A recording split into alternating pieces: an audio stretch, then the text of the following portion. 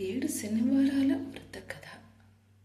శుక్లాంబరధరం విష్ణుం శశివర్ణం చతుర్భుజం ప్రసన్నవదనం ధ్యాయేత్ సర్వవిఘ్నోపశాంతయే. శౌనకాది మునులతో మహాసూతుడు ఇలా చెప్పసాగాడు. అది సత్యలోకం.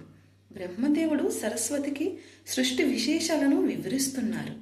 అక్కడికి ఆయన మానసపుత్రుడైన నారదుడు వచ్చి వారికి నమస్కరించారు. బ్రహ్మ దీవించినారు. నారదుడు, తండ్రి, వచ్చేది కలియుగం కదా, దేవతలు భూలోకంలో అడుగు పెట్టడానికే భయపడతారు, మరి ప్రజలు శ్రీమన్నారాయణుని పూజించుకునే అవకాశం ఏది అని ప్రశ్నించాడు. బ్రహ్మదేవుడు, నాయన, నీ ప్రశ్నలో ఒక శ్రేయస్సును కోరేదిగా ఉంది. సంతోషం. ఆ భగవానుడు కరుణామయుడు. తన బిడ్డలైన ప్రజల్ని విడిచిపెట్టాడు. ఏదో ఒక కారణం కల్పించుకొని భూలోకంలో అవతరిస్తాడు, చూస్తూ ఉండు అని చెప్పగా బ్రహ్మవాక్యం తప్పక జరుగుతుందని నారదుడు సంతుష్టుడైనారు. కలియుగం మొదలైంది. కలిదోష నివారణ కోసం మహర్షులందరూ నైమిషారణ్యంలో ఒక సత్రయాగం చెయ్యాలని సంకల్పించారు. అయితే ఆ యజ్ఞ ఫలాన్ని ఎవ్వరికి దారపోస్తే ప్రయోజనం కలుగుతుందని చర్చించారు. వారిలో భృగు మహర్షి లేచి, యజ్ఞ ఫలానికి త్రిమూర్తులైన బ్రహ్మ విష్ణు శంకరులలో ఎవరు తెగినవారో నేను పరీక్షించి తెలుసుకుని వస్తానన్నారు. ఆయన మహా తపస్శాలి. తన తప ప్రభావంతో కుడికాలిలో ఒక కన్నును కూడా పొందగలిగారు.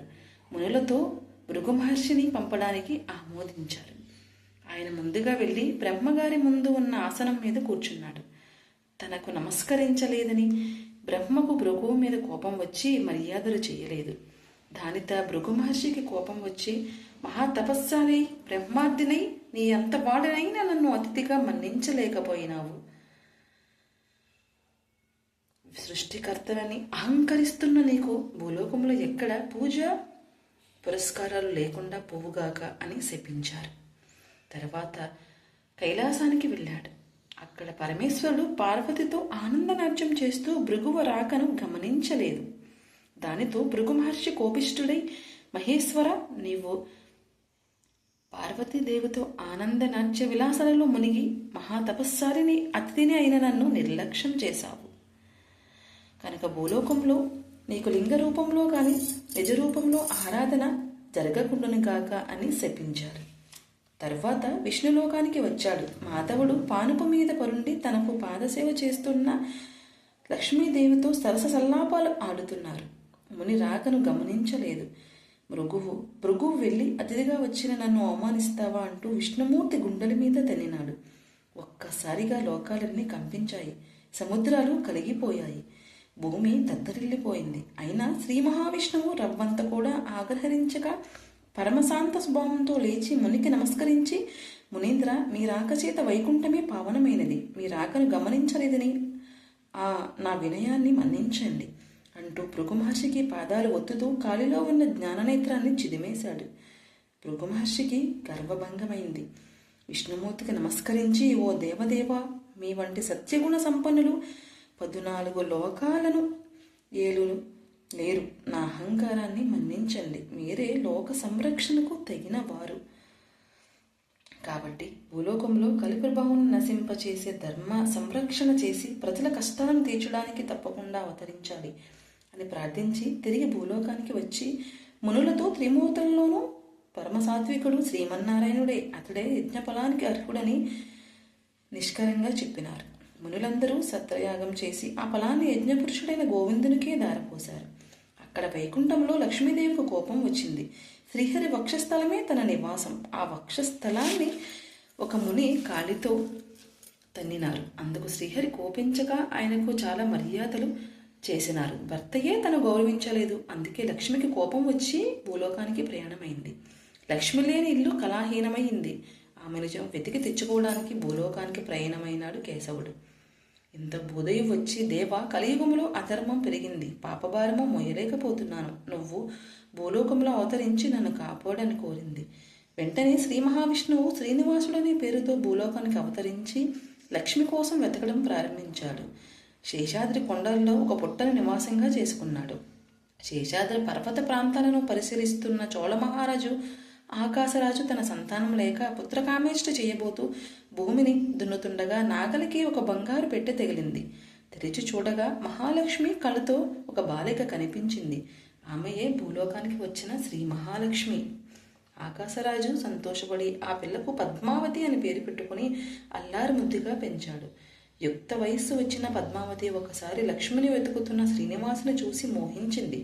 తల్లిదండ్రులకు చెప్పింది. ఆకాశరాజు వచ్చి శ్రీనివాసునితో తేజో విశేషాలకు ఆశ్చర్యపడి అతడే శ్రీ మహావిష్ణువుని భావించి పద్మావతిని ఇచ్చి వివాహం చేశారు. ఆకాశరాజు తర్వాత తొండమానుడు రాజైనాడు. శ్రీనివాసుడు వెంకటేశ్వరుడు నామంతో శేషాద్రి శిఖరాల మీద కలియుగాంతం వరకు నివసించాలని నిర్ణయించుకుని సాలగ్రామ శిలారూపుడై పద్మావతి భూదేవులతో నివాసించసాగినారు.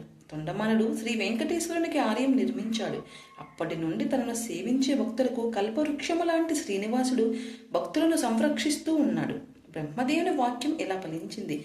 ఒకసారి నవగ్రహాలతో ఏడవవాడిన శనిదేవుడికి తననెవ్వరూ భక్తితో సేవించడం లేదని, భయంతో మాత్రమే పూజిస్తున్నారని విచారం కలిగింది. కలియుగ దైవమైన శ్రీ వెంకటేశ్వర స్వామిని గురించి తపస్సు చేశాడు. ఆ దేవుడు ప్రత్యక్షం కాగా, శనిదేవుడు స్వామి, నా పేరు వింటే ప్రజలు భయపడుతున్నారు. అందరినీ పూజించినట్లు నన్ను పూజించట్లేదు. ఇంకా నుంచి నాకు ప్రీతి అయిన శనివారం నాడు నన్ను ధ్యానించి ఆరాధించి ఆ పైన నిన్ను పూజించిన వారికి సర్వదేవతలను పూజించిన ఫలం ఆ ఒక్క రోజులోనే రావాలని కోరినాడు. అందుకు స్వామి నవ్వి శనేశ్వర్య, నీ కోరిక సమంజసంగానే ఉంది. అసలు నీకు నాకు భేదం ఏముంది? 6 వారాలు దాటాక 7వ వారం అంటేనే ఇష్టపడతాను. నేను 6 కొండలు దాటాక 7వ కొండ మీదే ఉంటాను. నువ్వు నీలవర్ణుడివి, నేను నీలవర్ణుడినే. నువ్వు శనిదేవుడువు, నేను శనిదేవుడినే. భక్తులకు ఆదరించబడుతోంది. నువ్వు తలుచుకుంటేనే నీ భక్తులకు మహారాజ్యాధిపతులను చేస్తావు. నేను అంతే కదా. నువ్వు సప్తమ గ్రహానివి, నేను సప్తగిరీశులను. సామాన్య మానవులు ఈ విశేష విషయాలు తెలియక నువ్వంటే భయపడుతున్నారు. నిన్నుగా నేరుగా చూస్తున్నారు. నీవు కోరిన వరాన్ని అనుగ్రహిస్తున్నాను. భక్తులు ఒక శనివారం నాడు ప్రారంభించి 7 శనివారాల పాటు నన్ను ముందుగా పూజించి ఆ తర్వాత నిన్ను పూజిస్తూ ఒక మహావ్రతంగా ఆచరిస్తారో వారికి నువ్విచ్చే ఫలంతో పాటు నా సంపూర్ణ అనుగ్రహం కూడా లభిస్తుంది. అలా సమస్త శని దోషాల నుంచి వారు విముక్తులై సౌఖ్యాన్ని పొందుతారు. ఆరోగ్య అభివృద్ధి సకల శ్రేష్ఠులను పొందుతారు. ఇందులో సంశయమే లేదు అని వరమిచ్చారు. సౌనికాది మహామునులంతా సుగతుడు చెప్పింది విని చాలా ఆనందించి ఈ సప్త శనివార వ్రతం ఆచరించి శ్రీనివాసుని అనుగ్రహం పొందిన వారు ఎవరైనా ఉంటే వారి కథను వినిపించుమని అతనిని అడిగారు సూతుడు. చెప్పడం ప్రారంభించారు. కుమ్మరి వాణి భక్తి. ఆదిత్య పురాణమున భగవంతుడు కృతయుగమున నరసింహస్వామియకు, త్రేతాయుగమున శ్రీరాముడిగాను, ద్వాపరయుగమున శ్రీకృష్ణుగాను, కలియుగమున శ్రీ వెంకటేశ్వర స్వామిగాను వెలిసెను అని చెప్పబడింది. స్కంద పురాణమున కార్తికేయుడు, కృతయుగమున స్కందునిగాను, త్రేతాయుగమున కుమారస్వామిగాను, ద్వాపరమున సుబ్రహ్మణ్యునిగాను, కలియుగమున శ్రీ వెంకటేశ్వర స్వామిగాను జన్మించనని పలుకుచున్నది. మార్కండేయం పురాణమున భగవంతుడు శ్రీహరి షణ్ముఖునిగా అవతరించి కలియుగమున ఏకముఖుడగు కుమారస్వామిగాను, వెంకటాచలపతియకు దర్శనమిచ్చుచున్నాడని చెప్పబడింది. కుమ్మరివాని భక్తి. శ్రీ వెంకటేశ్వర స్వామి అనుగ్రహం. తిరుపతి మహాక్షేత్రమునందు సమీపంలో ఒక పల్లెలో భీముడు అను కుమ్మరివాడొకడు కలడు. అతడు పేదవాడు. కుండలను తయారు చేసి వాటిని అమ్ముకొని జీవించేవాడు. వానికి శ్రీ వెంకటేశ్వర స్వామిపై భక్తి ఎక్కువ. చలికాలం దేవుని పూజింపబడిన ఆయనను కుటుంబ పరిస్థితి బట్టి వానికి అడ్డి అవకాశం లేకుండెను. అందువలన తాను సారెపై కుండాలను తయారు చేయి ప్రదేశమున శ్రీ వెంకటేశ్వర వారి ప్రతిమను ఉంచుకొనెను. సారెపై కుండాలను తయారు చేయనప్పుడు తన చేతి కంటిన మట్టిని పుష్పముగా చేసి భక్తితో స్వామివారి ప్రతిమ వద్ద నుంచుచున్నాడు. అచ్చట అతడు పని చేసినంత కాలము వాని చేతి కంటిన మట్టిని పుష్పములుగా చేసి స్వామిని ప్రతిమల వద్ద ఉంచుట వానికి నిత్యకృత్యమయ్యను. ఈ ప్రాంతమున పరిపాలించు రాజు తొండమానుడు కూడా శ్రీ వెంకటేశ్వర స్వామి యందు భక్తి గలవాడు. అతడు ప్రతిదినము వెంకటాచలమునకు పోయి స్వామివారిని బంగారు పూలతో అర్చించేవారు. అతడు పూజించిన బంగారు పూలస్థానమందు మట్టి పువ్వులు స్వామివారి వద్ద ఉండేవి. తొండమానుడు ఈ విషయమును గమనించను. తాను పూజించిన బంగారు పూల స్థానమున మట్టి పూలు ఉండుట వానికి అర్థం కాలేదు. తొండమానుడు విషయము తెలుసుకుని బంగారు పుష్పములు పండ్లతో పెట్టిన చోట మట్టిపూలు స్వామివారి వద్ద ఉండేవి. తొండమానుడు విషయము గమనించి తాను ఉంచిన బంగారు పూల స్థానమును మట్టిపూలు ఉండుటయని అర్చకులకు తాను ఉంచిన బంగారు పూలను అపహరించి మట్టి పూలను ఉంచుచున్నారని అనుమానించాను. తన భటులను కాపలాగా ఉంచాను. రాజు ఎన్ని విధములుగా ప్రయత్నించినా బంగారు పూల స్థానమున మట్టి పువ్వులే స్వామివారి వద్ద ఉండడివి. మహారాజునకు మానసిక వ్యధ పెరిగినదు. చింత పీడితుడయ్యి వానికి శ్రీ వెంకటేశ్వర వారి కలలో కనిపించాను. రాజా, సమీప గ్రామమున భీముడను కుమ్మరుడి ఒకడు కలడు. అతడు కుండలు చేయుచు చేతి కంటిని మట్టిని పుష్పములుగా చేసి నా ప్రతిమ వద్ద ఉంచుచున్నారు. అతడు కుమ్మరి అయినను కుండలు చేయుచునను నన్ను నిత్యము ధ్యానించి మూఢ భక్తుడు. నా స్మరణమును ధ్యానమును విడువని అతడు మహాభక్తుడు. వాని భక్తి ప్రభావమున అతడుంచిన మట్టి పువ్వులుగా చిచ్చుడి నా సన్నిధానము చేరుచున్నవి. నీ ఉంచినటువంటి బంగారు పూలు అతడుంచిన పూలయందు విలువ లేక అదృశ్యమగుచున్నవి. భక్తితో అతడు నీకంటే ఉత్తముడు, విచారింపకము అని రాజు ఊరడించాను. తనను మించిన భక్తుడు ఒకడు ఉన్నాడని స్వామివారు చెప్పిన మాటలు మనసులో నిలిచివినవి. తన కలను స్వామివారి మాటలను విని పరిశీలించుటకై వెంకటాచలములకు సమీపంలో ఉన్న పల్లెల్లో భటులతో కలిసి తిరగసాగాను. ఒక పల్లెలో సారిపై కొండను ఉంచి త్రిపుజు చేతికంటిన మట్టిని పుష్పముగా చేసి సమీపంలో ఉన్న శ్రీ వెంకటేశ్వర స్వామి వారి ప్రతిమ వద్ద పడినట్లు నేర్పుగా విసురుచూ ఉండెను. కొండలు చేయి భీమును చూచెను. రాజు వానిని చూచి ఆశ్చర్యపడెను. రాజు భీమును సమీపించి, ఓయి, నీవు స్వామిని మట్టిపూలతో పూజ చేయాలా? నీకు పూజకు పుష్పములు దొరుకుటలేదా? నీవు సారిని త్రిపుచ్చు వచ్చిన మట్టిని పుష్పముగా చేసి స్వామివారి వద్ద పడినట్లు విసురుటయు విచిత్రముగా ఉన్నది. నీ ఉద్దేశము వివరింపుమని అడిగాను. భీముడు రాజునకు నమస్కరించి, మీ వంటి వారు వచ్చుటనే నా ఇల్లు పావనమైంది. నేను చదువురాని మూర్ఖుడను, స్వామివారి పూజించుట ఎట్లో తెలియని వాడును, పూజా విధానం ఎరగని వాడును. నేను దరిద్రుడను, కుండలను చేయడానిదే నా కుటుంబం గడవదు. కావున నేను దయవుండి సాయంకాలం వరకు నేను కుండలను చేయక తప్పదు. పూజా విధానం తెలియని వాడను, కుటుంబ పోషణకే కుండలను చేయక తప్పదు. ఇట్టి నేను తీరిక లేక ఇట్లు చేయుచున్నాను. క్షమింపుడు. నేను శ్రీ వెంకటేశ్వర స్వామివారినే నమ్మిన వాడును. చేతికి అంటిన మట్టినే పుష్పములుగా చేసి ఇట్లు స్వామివారిని తలుచుకొనుచు సారె వద్ద నుండి లేవరాని స్థితిలో నుండిటే ఇట్టి మట్టి పూలను స్వామివారికి పడినట్లుగా విసురుచున్నాను అని భయభక్తులతో వినయముగా మహారాజులకు తన పరిస్థితిని వివరించెను. కుమ్మరి వాని మాటలను విన్న రాజు మిక్కిలి ఆశ్చర్యపడిను. కుమ్మరి వాని భక్తికి మెచ్చి వానికి ధనమిచ్చి తన రాజ్యములకు పోయిన. ఆ తరువాత కొంతకాలంలో భీముడు మరణించి స్వర్గం చేరును. శ్రీ వెంకటేశ్వర స్వామి భీముని భక్తికి మెచ్చిన నీకు ఇక నుండి ప్రసాదములకు మట్టి పాత్రలతోనే నివేదింపవాలని తొండమాన మహారాజునకు కలలో కనిపించి చెప్పాను. ఈనాటికి స్వామివారి సన్నిధిలోని ఆచారములకు పాటించుచు మట్టి కుండలతోనే ప్రసాదం స్వామివారికి నివేదన చేయుచు ఆరాధించుచున్నారు. తొండమానుడు భక్తి శ్రద్ధలతో శ్రీ వెంకటేశ్వర స్వామిని అర్చించుచు నిత్యోత్సవములు, రథోత్సవములు, సమారాధనలు మున్నగు వాళ్ళని జరిపించుచు చివరకు మరణించి విష్ణులోకము చేరిన. శనివారం వ్రత కథ. దేవదత్త దంపతుల కథ. పూర్వకాలము కాంచీపురంలో దేవదత్తుడనే ఒక బ్రాహ్మణుడు ఉండేవాడు. అతడు వేదాంగ సారంగతుడు. అతని భార్య మాలిని. వారిద్దరూ అతిథుల్ని అభ్యాగతుల్ని ఆదరిస్తూ గృహస్థ ధర్మాన్ని పాటిస్తూ ఉండేవారు. వారికి శ్రీ వెంకటేశ్వర స్వామి ఇలవేలుపు. ఒకనాడు వారింటికి కాశీయాత్ర చేసి వచ్చిన ఒక బ్రాహ్మణోత్తముడు వచ్చాడు. ఆ దేవదత్త దంపతులు ఆయనను సాక్షాత్ వెంకటేశ్వర స్వామిగా భావించి అతిథి మర్యాదలు చేశారు. భోజనానంతరం ఆ బ్రాహ్మణుడు వారి జాతకాలు పరిశీలించి చూసి జాతకం ప్రకారంగా గోచార ప్రకారంగాను దేవదత్తునికి శనిదేశం వలన అపమృత్యువు కలిగే సూచనలు కనబడుతున్నాయని, ఆ అపమృత్యు దోష పరిహారం కోసం 7 శనివార వ్రతం చేసి అటు శనేశ్వరుని ఇటు శ్రీ వెంకటేశ్వర స్వామి వారిని భక్తి శ్రద్ధలతో ఆచరించవలసిందిగా నీవు శ్రద్ధ వహించి నీ భర్తను కూడా 7 శనివార వ్రతం చేయడానికి ప్రోత్సహించి నీ సౌభాగ్యాన్ని నిలుపుకోవాలని హెచ్చరించారు.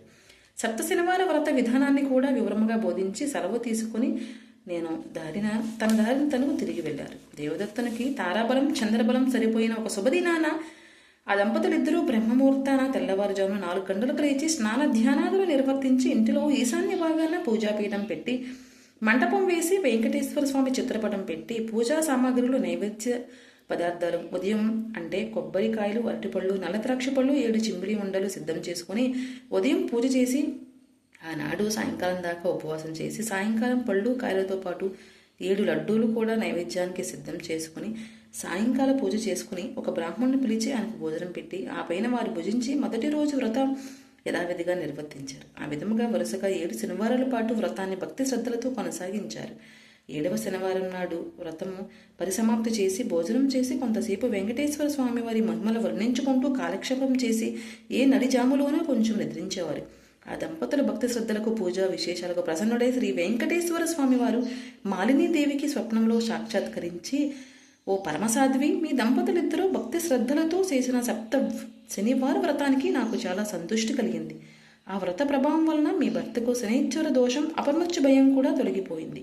అతనికి రాబోయే జన్మలోనూ ఆయుర్దాయాన్ని ఈ జన్మలోనికి తీసుకువచ్చి ఇతన్ని పూర్ణాయుద్ధం కలవాణ్ణి చేశాను. మీరిద్దరూ సుఖశాంతులతో ఆనందంగా 100 సంవత్సరములు జీవితాన్ని ధర్మార్థ కామ మోక్షాలని 4 పురుషార్థాలను సాధించుకుంటూ మీ మానవ జన్మను సార్థకం చేసుకోండి అని దీవించి అదృశ్యుడైనాడు. వెంటనే ఆమె లేచి భర్తను లేపి తన స్వప్న వృత్తాంతాన్ని వినిపించింది. ఆయన కూడా సంతోషించి భార్యను అభినందించాడు. ఒక శుభముహూర్తాన ఆ దంపతులిద్దరూ వెంకటేశ్వర స్వామి దర్శనార్థమై తిరుపతి కొండకు వెళ్ళి మొక్కులు తీర్చుకుని స్వామిని మనసారా స్తుతించి ప్రసాదం స్వీకరించి తిరిగి వచ్చారు. ఇంటికి వచ్చాక బ్రాహ్మణ్ణు పిలిచి అన్న సంతర్పణ చేసి బ్రాహ్మణ ఆశీర్వాదాలు పొందారు. జీవితాంతం వరకు యథాశక్తిగా శ్రీ వెంకటేశ్వర స్వామి సేవ చేస్తూ చివరికి ఆ స్వామి సాన్నిధ్యాన్ని పొందారు. కలో శ్రీ వెంకటనాయక అని పెద్దల సూక్తి. కలియుగంలో శ్రీ వెంకటేశ్వర స్వామిని మించిన ఆరాధ్య దైవము లేదు.